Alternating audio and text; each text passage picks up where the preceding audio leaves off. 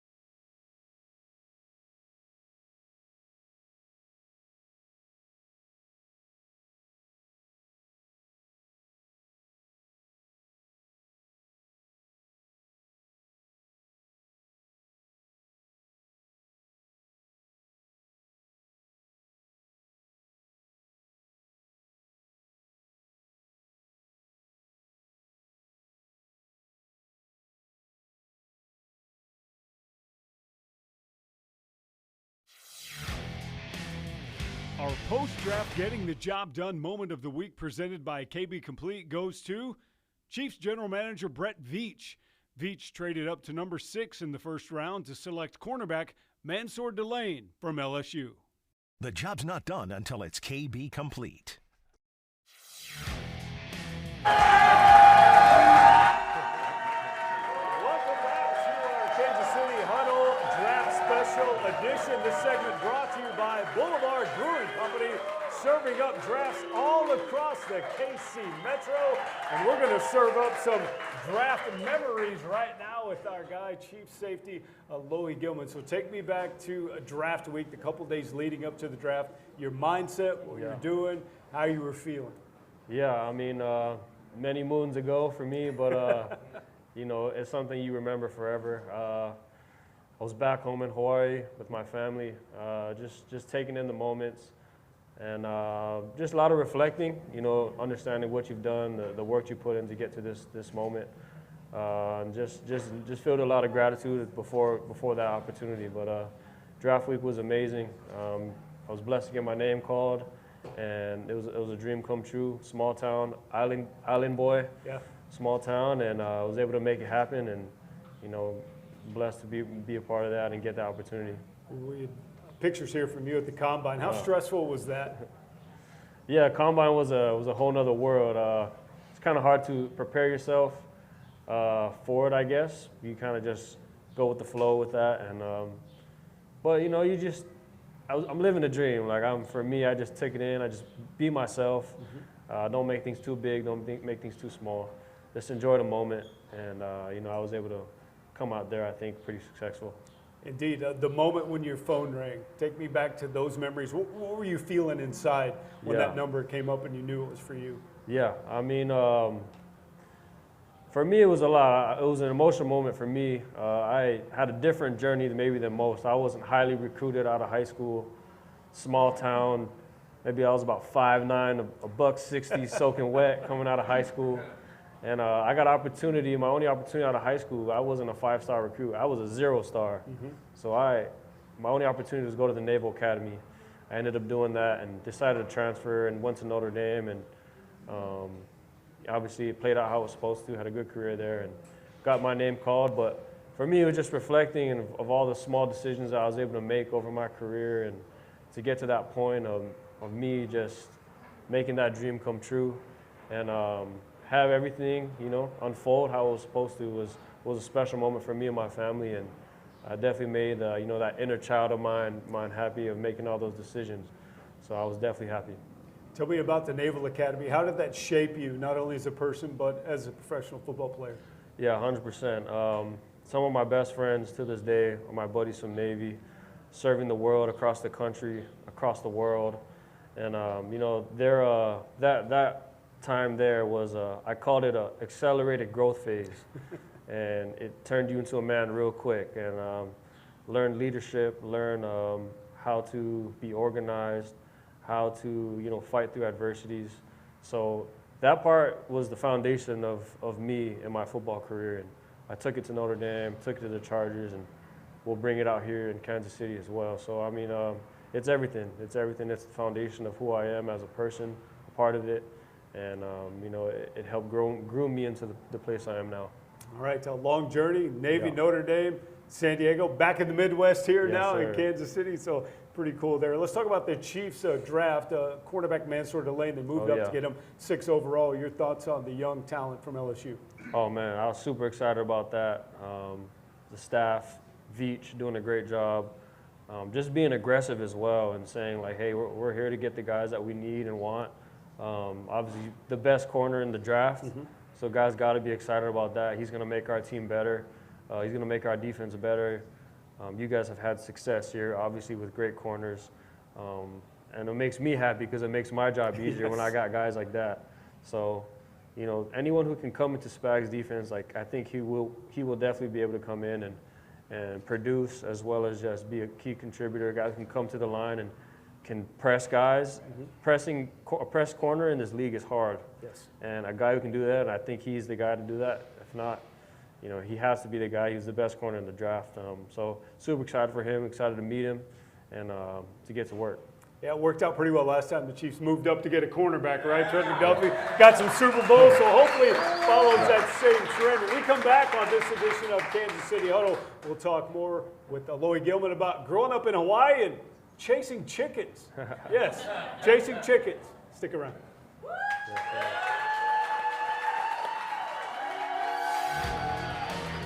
The Kansas City Huddle Draft Edition is sponsored by Chicken and Pickle, KB Complete, Boulevard Brewing Company, and Team Lammy.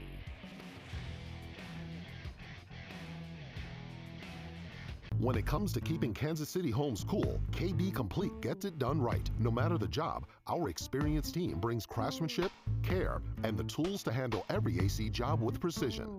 Whether it's a seasonal tune-up or a system that needs replacing, KB Complete delivers comfort you can count on, always with clear answers and real follow-through.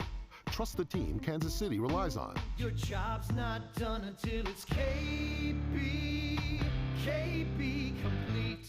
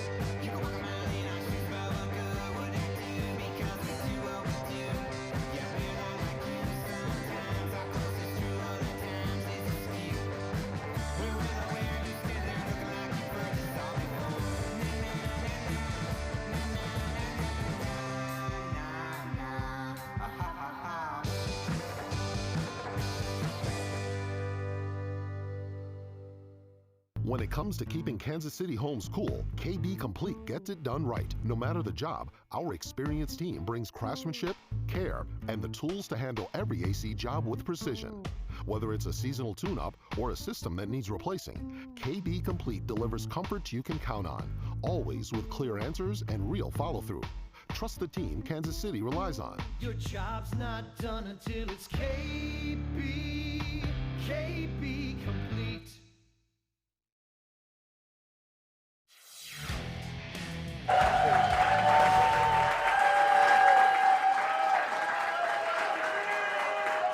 Getting fired up here, folks. Welcome back to our draft special edition of Kansas City Huddle. Alohi, I think you need to borrow that man's hat. What do you think? That's an elite hat right there. I don't think you can buy that one. Yeah, that's a great hat. All right, first of all, most people know you're from Hawaii, but I read that where you grew up, you didn't have television or electronics, and you spent your time chasing chickens like Rocky Balboa, man. Tell me about that. Yeah, basically the reason why I'm in the league is because I was chasing chickens. No, I mean. So you caught them then, right? You yeah, got for here, sure. Right? Yeah, and I was small town on the north shore of Oahu. The countryside for us, mountains, land, the beach. So I was raised outside. You know, I was one of those kids. I wasn't watching TV. I didn't have video games. I was outside. I was hanging out with my friends, getting into trouble. And, you know, for people who don't know, there's stray chickens all over in Hawaii. And I've heard them. those are our Early in the personal morning. alarm clocks. Yes. So you don't need an alarm clock there. Put your phone away. The chickens will wake you up. But yeah, that's what we did. We caught chickens rolling around, set up all these little traps to catch them, or had a little squad to corner them and try to catch them. But it was fun memories for me, and that was just the lifestyle. That's how I was raised, and you know, I'm very proud to be from that. Yeah, that's why you're so agile and quick right Yeah, now. that's why I'm here. You don't have any inclination to chase chickens that were in Chicken and Pickle now, do you? Pickleball. Yeah, pickleball. There you go. We'll be chasing that around a little bit. sure. All right. You have 6 brothers and sisters. Tell me about with the family going out. I'm sure you were with your family all the time, your siblings. Yeah, big family. Hawaiian family, Polynesian families in general are usually big families. So it's kind of ingrained in us. You know, I was oldest boy, 4 boys, 3 girls, 2 older sisters. My cousins lived down the road. They were all over the place. So, you know, very fun dynamic. We were all athletes, all running around, chasing each other, beating each other up.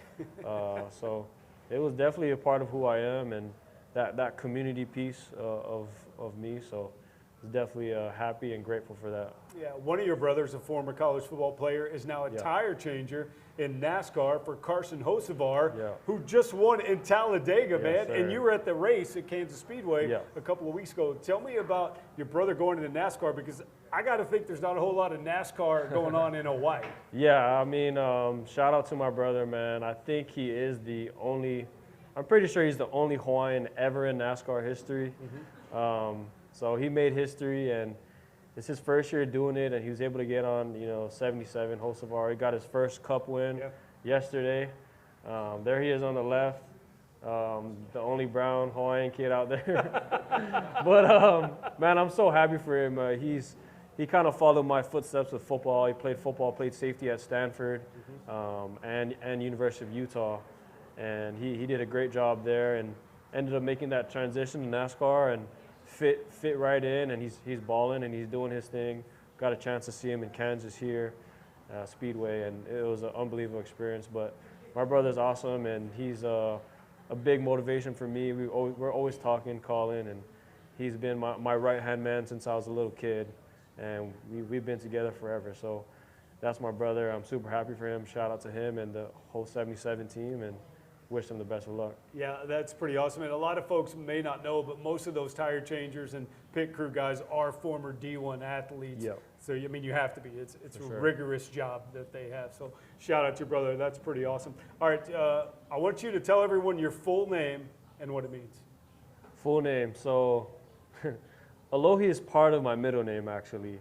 My first name is Asai, which is actually named after my dad.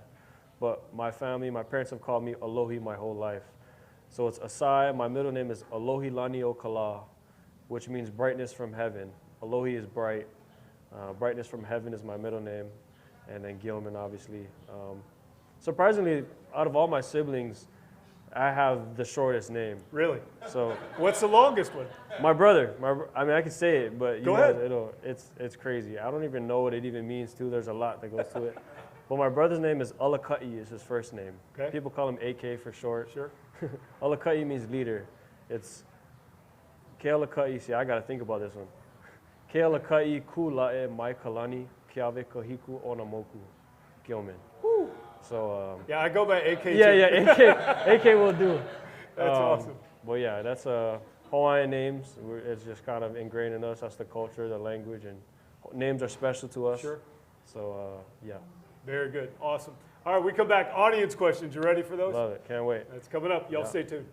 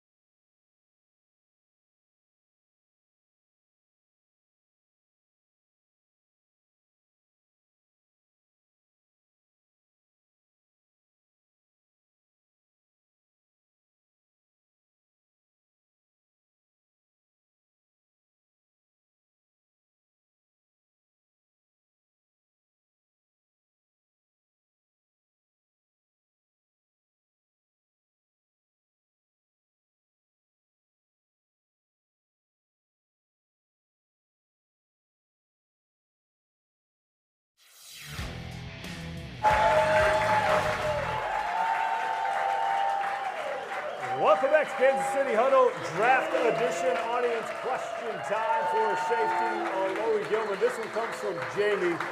Do you feel like playing for Steve Spagnuolo will help you improve? If so, how?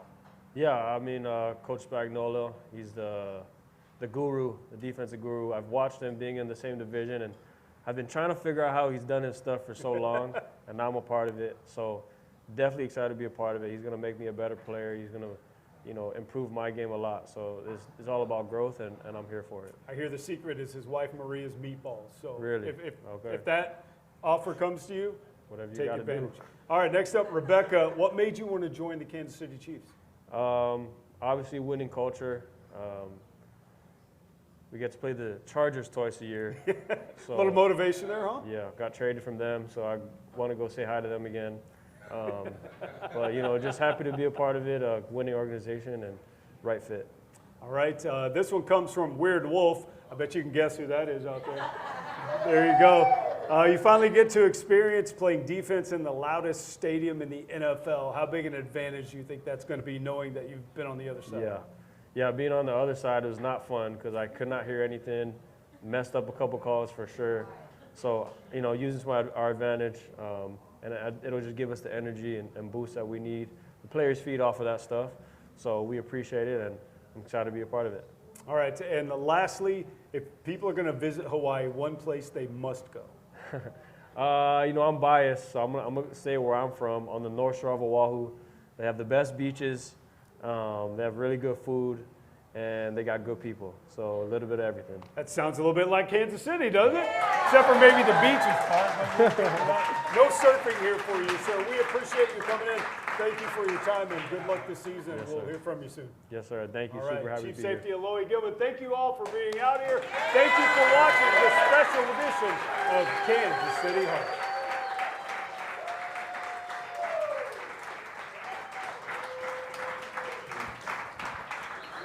The Kansas City Huddle Draft Edition is sponsored by Chicken and Pickle, KB Complete, Boulevard Brewing Company, and Team Lammy.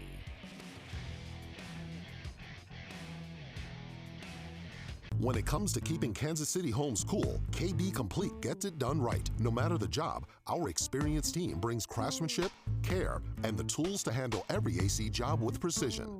Whether it's a seasonal tune-up or a system that needs replacing, KB Complete delivers comfort you can count on, always with clear answers and real follow-through. Trust the team Kansas City relies on. Your job's not done until it's KB. KB Complete.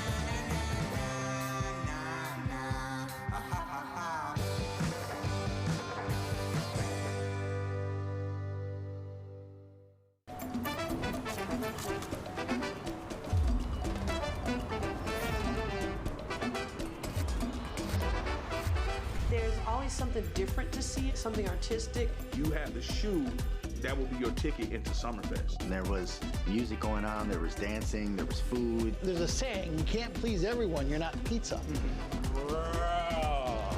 And